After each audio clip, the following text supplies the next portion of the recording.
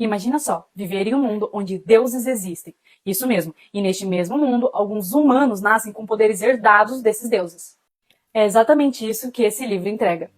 Oi pessoal, tudo bem? Hoje eu vim falar sobre esse livro nacional aqui. Ele é uma mistura de fantasia, ficção científica e mitologia brasileira. O nome do livro se chama Anori, a Coisa de Fogo e é escrita pelo autor Alexandre Santos. A história desse livro ele se passa em um universo, ou melhor, em um mundo onde humanos nascem com poderes herdados de alguns deuses e nesse cenário a sociedade vive sob um governo muito controlador, cheio de tensões políticas e decisões que podem afetar todo mundo. E aqui a gente acompanha o Anori, que é um soldado com poderes de fogo e que começa a questionar tudo, as missões, o sistema e até mesmo os próprios deuses.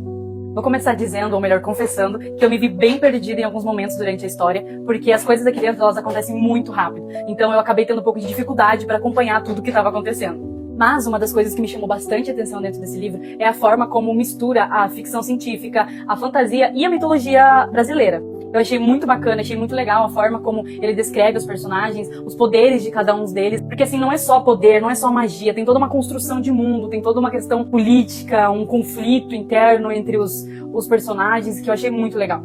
E assim, a questão da mitologia brasileira não é o primeiro livro que eu leio que tenha os personagens da mitologia. Tipo assim, em vez de usar as referências que a gente vê geralmente, né, utilizar assim elementos da nossa cultura, eu acho muito legal. Dentro desse livro aqui, a gente encontra o Boitatá, o Deus Tupã, a Cuca e até mesmo o Boto Cor-de-Rosa. Bom, eu acredito que seja, porque tem alguns personagens aqui dentro que não ficou totalmente visível, né? Pelo que ele me falou, ele vai dar mais visibilidade mais pra frente nos próximos livros. Eu particularmente acho que isso deixa a história um pouco mais empolgante, mais original, sabe? É muito bacana você acompanhar isso com personagens, com elementos que você conhece, assim, da sua infância. Por exemplo, a Cuca, que eu conheço há muito tempo, que eu ouço nas histórias e enfim. E acompanhar ele dentro de uma história totalmente diferente é muito legal. Mas ó, eu já aviso, o clima desse livro aqui não é leve não, tá? É uma história pesada, com tensões políticas o tempo inteiro, decisões muito difíceis e consequências extremamente reais.